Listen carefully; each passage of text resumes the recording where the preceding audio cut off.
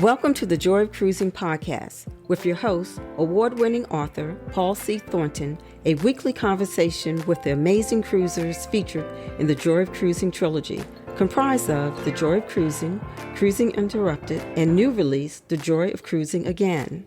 Each book is a compilation of features about cruisers and cruise and travel personalities from around the world. It's the next best thing to cruising, hearing about cruising from the unique and diverse perspectives of Paul's amazing guests. Hello, passionate cruisers. This is Paul, and this week on the Joy of Cruising podcast, I am delighted to welcome Heidi of Quirky Cruise. I featured Quirky Cruise in Cruising Interrupted in a section called Specialty Cruising, Fun and Quirky. I've had conversations with cruisers who have gone on over 100 cruises, but have never experienced a cruise on a non-traditional cruise ship. That is, a small ship designed to hold as few as 300 or less passengers, some low double digits, even single digits. These small ships can range from Spartan to ultra luxury, and because of their size and design, can access destinations that mainstream cruise ships cannot. It became clear to me during the interviews for the first book in the trilogy, The Joy of Cruising, that small vessel cruising was a burgeoning trend. Most of the cruisers I interviewed indicated they had on their bucket list either a river cruise, expedition cruise, or luxury cruise. One mentioned something totally new to me at the time: a barge cruise. I wanted to put more emphasis on small ship cruising in the follow-up book, and I was fortunate to meet Heidi Sarna of Quirky Cruise, whose slogan is "Travel Without the Crowd." Quirky Cruise is a source for reviews, news, and roundups about unusual and small ship cruises under 300 passengers, from riverboats to canal barges, sailing ships, coastal cruisers, and expedition vessels. Heidi Sarna and Ted Scull created Quirky Cruise because they love small ship cruising, and I want to share what they know and have experienced with others who also like traveling on small, intimate vessels. Welcome, Heidi of Quirky Cruise, to the Joy of Cruising podcast. Thank you. Good to be here. So, how you doing? How's the family? Doing pretty well. I guess my big news that's sort of travel related is we're relocating from Singapore, where we've lived for 17 years, to Washington, near Washington, D.C. So that's my big news. I guess that'll make me my travel might be a little bit more focused on that half of the world for a while instead of Asia. Wonderful. Congrats. And if I recall, when I last interviewed you, you had a son who was going to be starting college in the U.S.? Yes.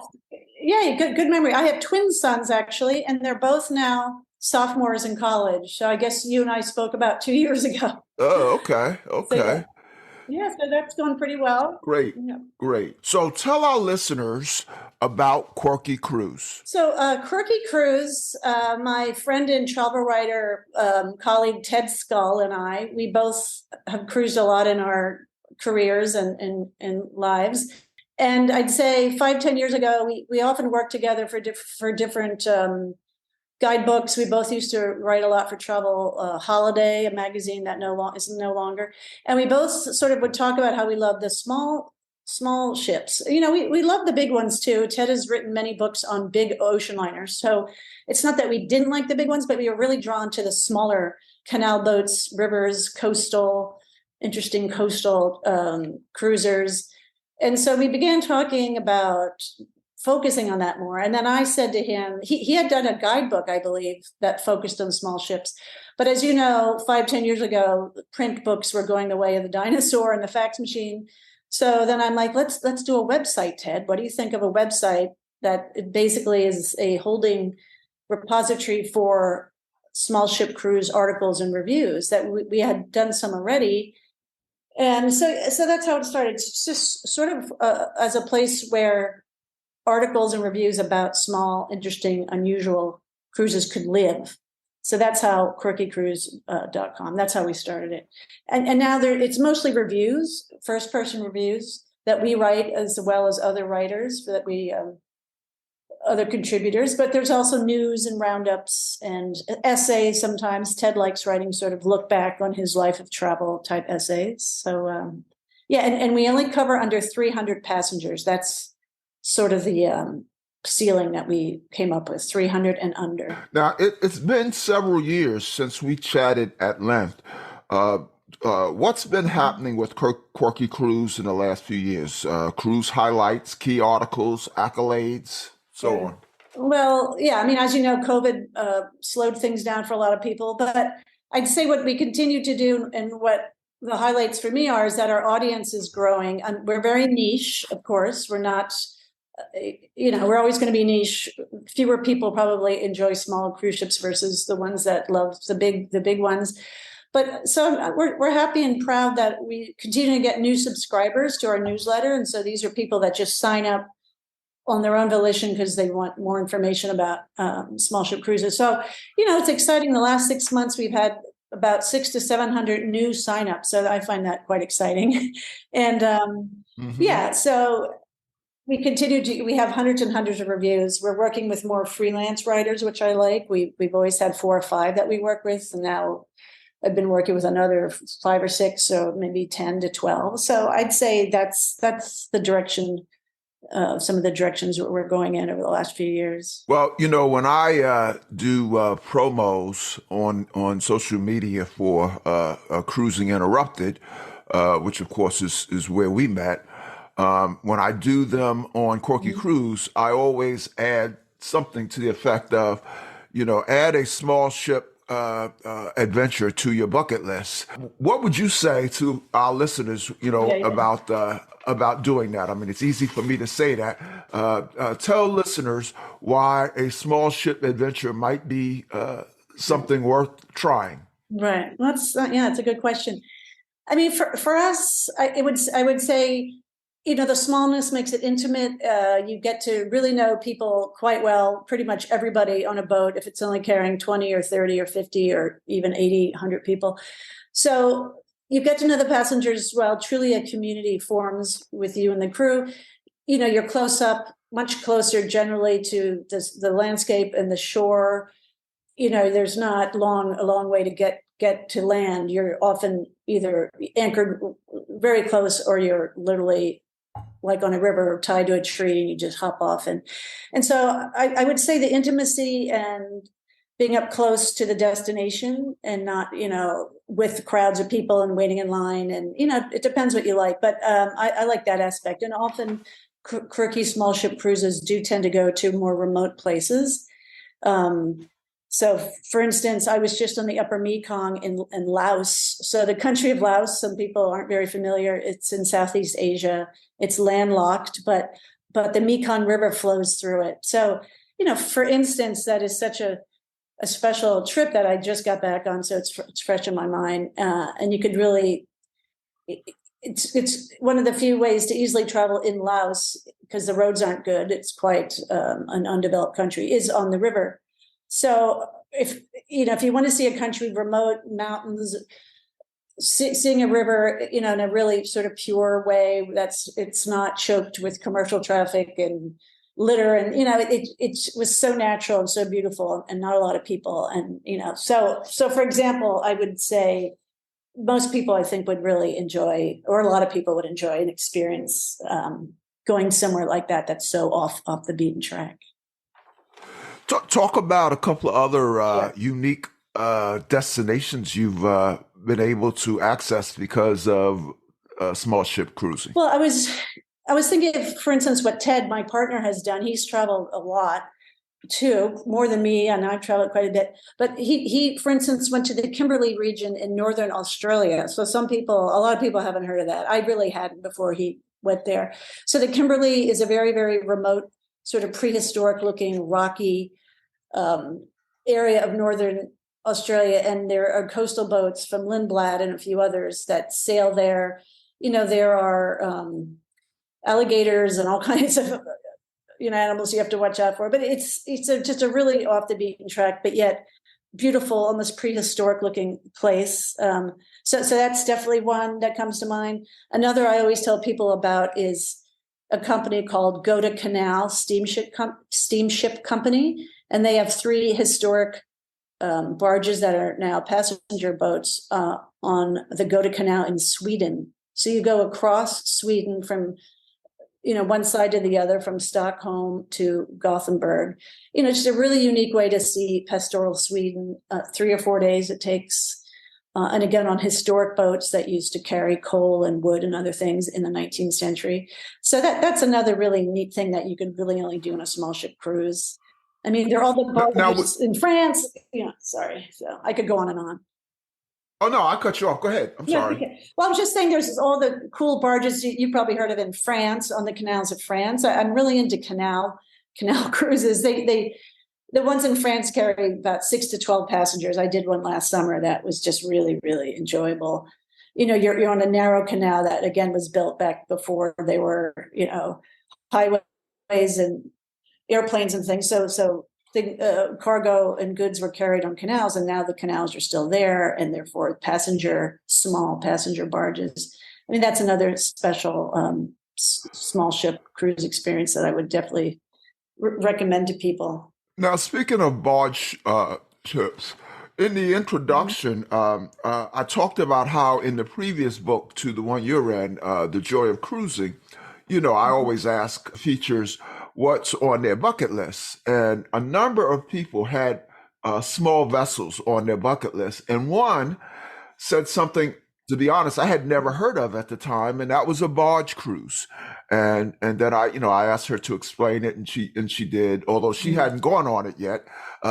Say some more about barge cruises, because that just sounds very fascinating. Yeah. So I had done the one in Sweden, but I wanted to do one in France. So this past summer, I took the opportunity to get 12 lady friends together to celebrate her friend's 50th birthday.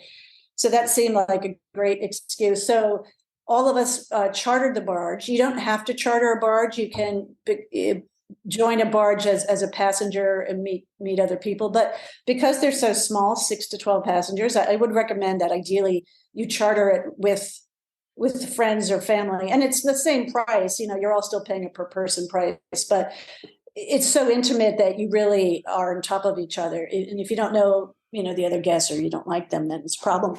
But if you go with people, and like, it was just so, it's like your own private, charming wooden houseboat that, again, goes down canal every day in France. You're in France the whole time, obviously. They're in France. And each day you're taken to a village or a site for about 4 hours, and everything's included, like literally the transportation, the guide, the wine, the cheese. So it's very leisurely. You have 4 or 5 hours touring nearby in a medieval village or a beautiful vineyard, of course. That's a big thing that's done, wine tasting. And then you're on the barge, slowly gliding along the canals, enjoying the scenery, the animals, the sheep, the birds, the vineyards, the fig trees and such, sipping on wine or just looking at the scenery. Or you can hop off and walk along the tow path. So in the old days, the barges were pulled by horses and humans who would be walking on a path next to the canal. So these paths, called tow paths, are still there for the most part. So another plus is you can walk or ride bicycles. Most barges carry a few bicycles to the next point, to the next lock. Canals are full of these little mini locks. Mm-hmm. So I found that really fun. So some of us were always either walking or cycling, meeting, the group at the next spot. Yeah. And then every evening is an amazing meal from the private chef with regional wines that the, barge owner chooses. And you really don't have to think or do anything. I mean, they aren't cheap. So, that's the caveat. But the scenery, the excursions, the food sound wonderful. Say a little bit about the amenities of the vessel itself. Right. Yeah, that's a good question. So generally the cabins are small because you are on a barge. They're almost always en suite, so that's not a problem. My friend and I shared a cabin, 2 twin beds in the L shape, The bathroom was quite nice, again, small, but a roomy shower, so yeah, small. You generally don't have big windows because it's a canal boat, and you might have, sort of like a 1 foot by, I don't know, 6-inch window at the top, letting a little light in, because you're on a barge and you really aren't in your cabin much. Truly, you're up on deck. So yeah, small and cozy, definitely. But barges like bigger ships range from more rustic to more luxurious. But yeah, cabins will definitely be smaller than what you'd find on a big ship. Yeah. Well, no question, barge cruising fits the notion of quirky. Talk about some of the quirkiest vessels that you have covered. I recall when I wrote Cruising Interrupted, writing about I believe it was like a 19th century boat. Say something about quirky vessels. Yeah. Well, there's one, when I was thinking of what to mention today, there's so many. So one is a barge a freighter barge ship that cruises around French Polynesia called the Aranui 5. And that's really quirky. Peter Knigo, who's one of our contributors, a lot of people are familiar with him. He's a ship historian and a writer and a really interesting person.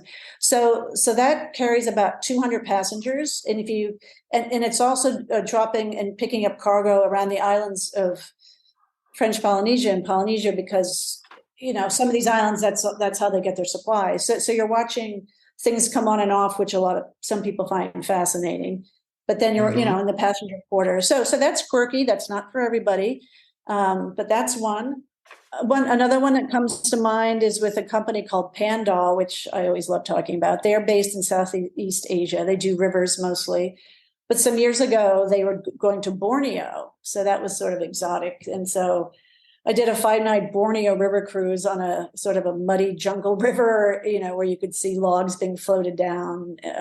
Logging was being done, but also, just the bird sounds that you just never heard before. It was truly, nobody else was on that river. This was not a passenger vessel kind of river. So that was quirky. Again, that wasn't for everybody, but that was really interesting. Excursions included just like the crew set up a meal on the sand, sort of the sandy riverbanks. At one point, there was some area to do that, and they cooked our dinner over an open fire. And, it was very, very adventurous. Now, what's your most recent adventure for Quirky Cruise? So post-COVID, I was able to finally go on, 4 quirky cruises since the summer. So the last one was the one I mentioned a few weeks ago, the Upper Mekong in Laos, which was amazing. A 28-passenger riverboat called the Mekong Sun. I highly recommend that.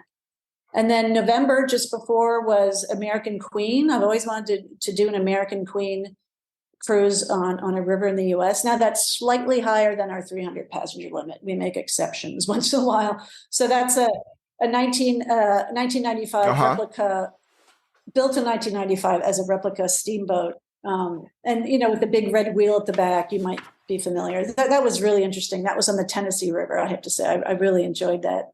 Just pure Americana. A lot of the river was quite remote and winding and going through gorges. And then there were towns, obviously, where more people. And it was just fascinating. I would never go to places probably along this river otherwise if I wasn't on a river cruise. And then besides the barge, another one I did this summer, late summer, was the Netherlands and Belgium with Amma Waterways. And that was a great itinerary. Round trip from Amsterdam on a river boat, the Amma Stella, that carries about 150 passengers. So, there's quite a lot to see in the Netherlands and Belgium, from the windmills of the Netherlands and the pastoral fields and farmland, and then cities like Antwerp and Brussels. And then the bicycle paths are so good, as we know, in Netherlands and Belgium. So every day, my husband and I did 1 or 2 bike rides that were guided. The boat carried along about 20 or 30 bicycles. I really enjoyed that. I have to say that was good. So it sounds like most of these quirky cruises do require, at least some physical exertion. Yeah, I mean, that's a good point. I guess I would say, yeah, a lot of them don't have elevators, for instance. I mean, there's a few exceptions. Some riverboats, like Uniworld, I remember being on one of their riverboats, they had an elevator. But yeah, so for the most part, you're navigating steps in the least. So you have to be able to do that if you're somebody who has trouble walking. And then, yeah, like on the upper Hmm. Mekong, if you had to be able to navigate the gangway that was sometimes attached to just a muddy, steep embankment. And so yeah, I'd say you would need a reasonable fitness level and to be steady on your feet. Yeah, I mean, you don't have to take Hmm. long hikes or you don't have to get on a bicycle, but yeah, you'd have to be fairly steady. Hmm. Having a walker or a wheelchair in a lot of these instances, yeah, it wouldn't be possible. Hmm. Hmm. Now, you've Yeah. alluded to the cadre of travel writers you have, and certainly some impressive names. I know several of them. In fact, one of them is going to be on the show in a couple of weeks. Broadly, what projects is Quirky Cruise working on? Right. So, basically the trips that I've done, I'm writing those up. And like you said, I think you might be referring to John Roberts. I know that you've had him. Yeah, yeah, Yes, he's great. yes. Yeah. John will be on in March. I have an invite out with traveling Judy, and, so she's going to be on Okay. probably early summer. And then a couple of the other writers that you have are, I know enough about them. I'd love to have them on. So Yeah. Well, yeah, Peter Kniga, you made me reach out to him. He's very interesting. Yeah, and Ann Kailash, she was one of the first people actually I met in this business back in the 90s, and she does a lot of our news coverage. I mean, we're not a site that has we're not the first person to come out with a news story. That's not what we're all about. But she still does really good, sort of thoughtful news roundups. She was just in, and then she also does some features. She was just on the Silver Endeavor, the brand new Silver Seas ship in Antarctica. So you can imagine how great that was for her. So she just reviewed that for us. Yeah, and John is great. He just came back from Sea of Cortez with Uncruise, so he's going to get that story to me soon. And as you know, mhm. he does his videos are great. Like that's among his other talents. He's just a natural with those. Judy, is a traveler. She always has been.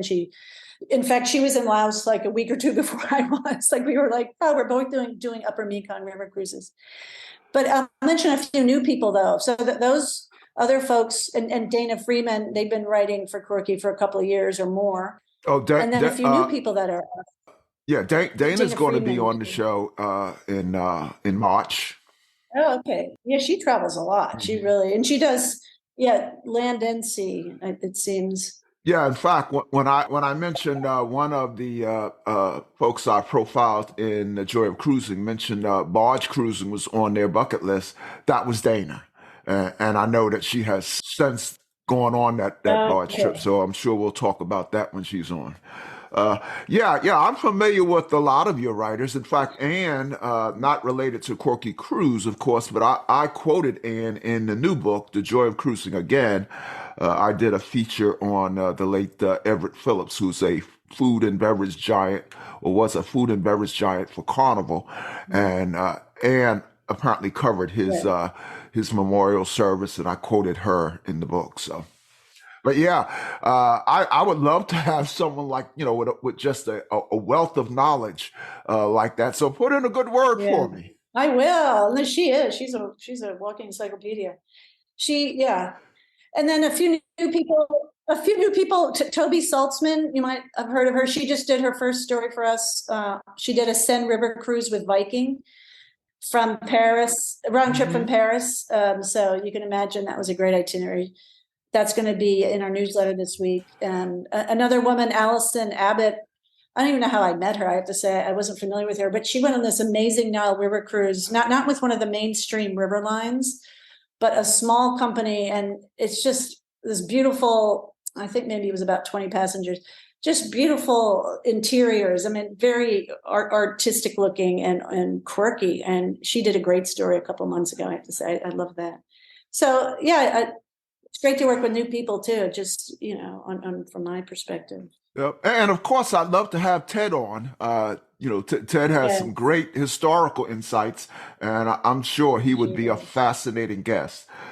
How do we follow Quirky Cruise on social media and the internet? I mean, the best way I always encourage people, if they are amenable, is to sign up for our newsletter. So that's just, the old email sign up. If you go to quirkycruise.com, the pop-up window is there.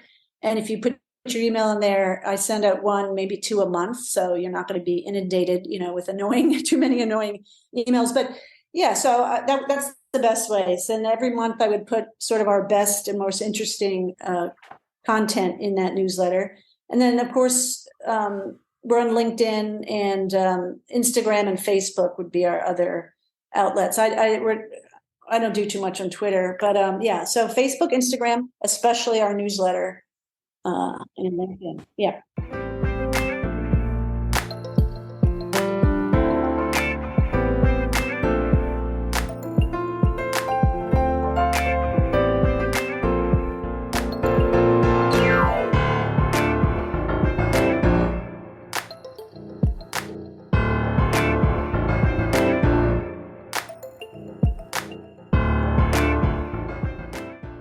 Let's talk a little bit about the future, the near future. What do you have booked or planned? Well, in the works for later this year is I'm going to do a wine and river cruise, river adventure on the Columbia and Snake Rivers. Uncruise is one of the companies that does that. So you do some wine tasting from Washington State's well-known wineries, and then that part of the country also has some really exotic landscape and mountains and hills and rafting, and so it's a combination that really appeals to me, actually, wine and being active. So that's something I've got in September. I also want to do American Cruise Lines. I've been dying to do a Chesapeake Bay river cruise, actually. I was trying to do it this year. It didn't work out, but I have that lined up.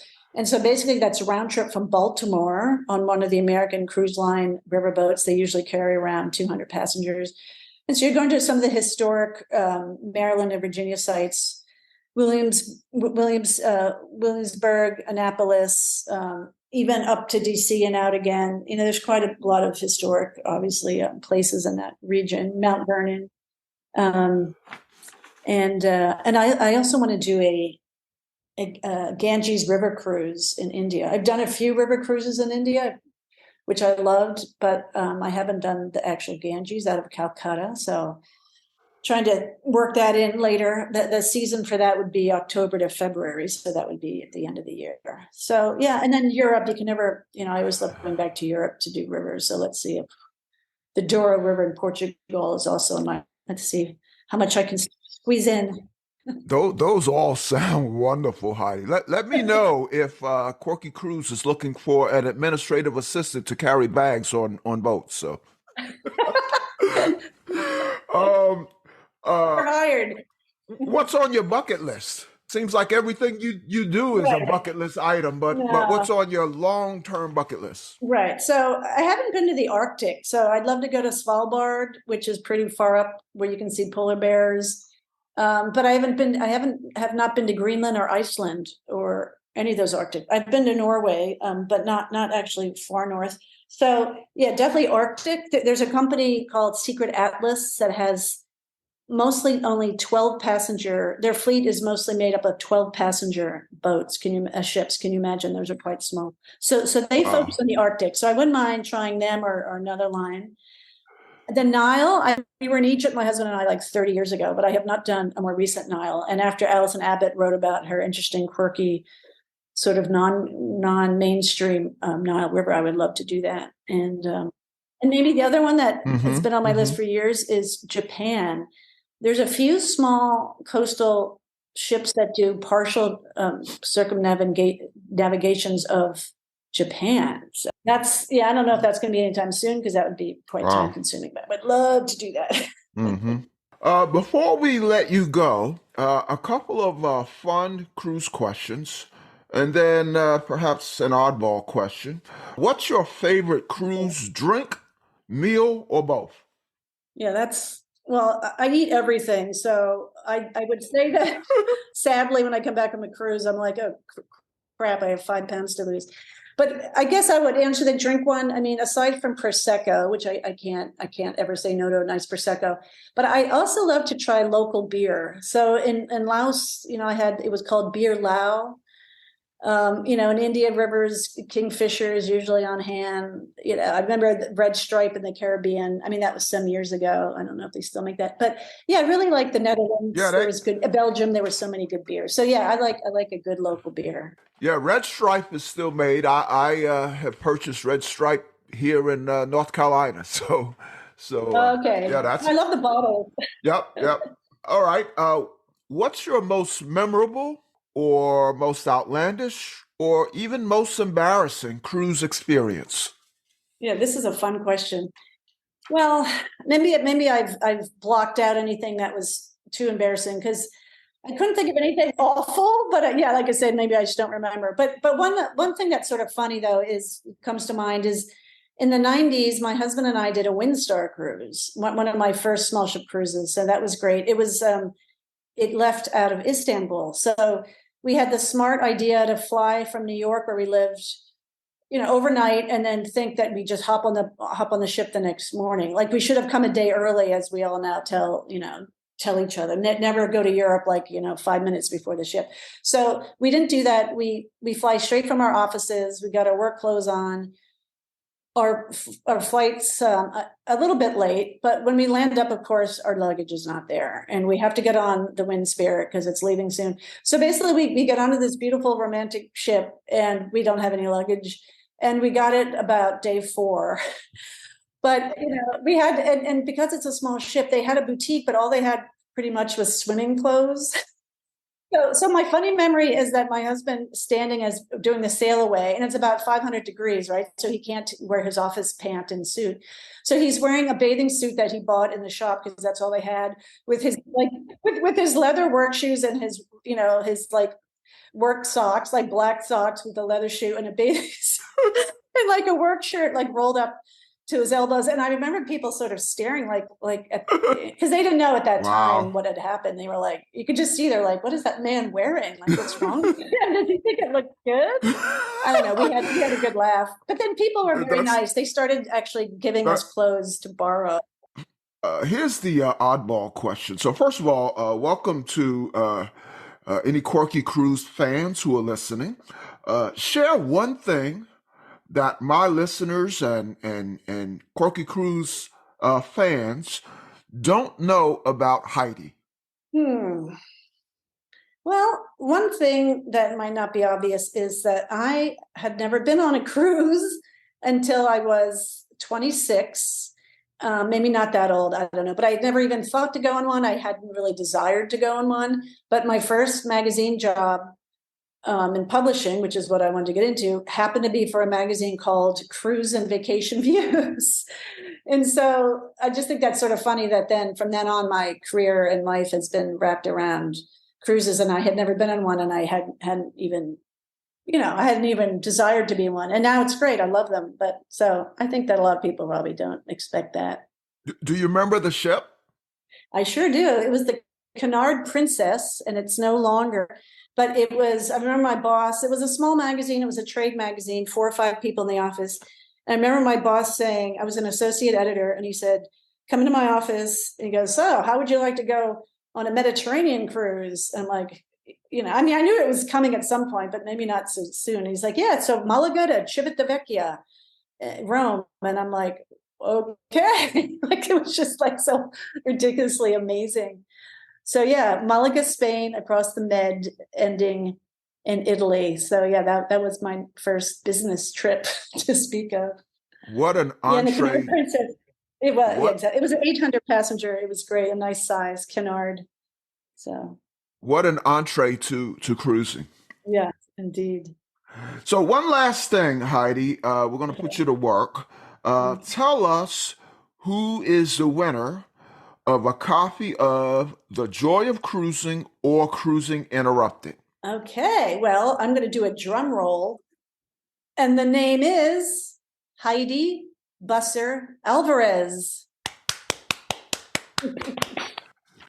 Well, congratulations to Heidi, the other Heidi. Exactly. Heidi is a member of the Joy of Cruising Facebook group. And so I will reach out to Heidi.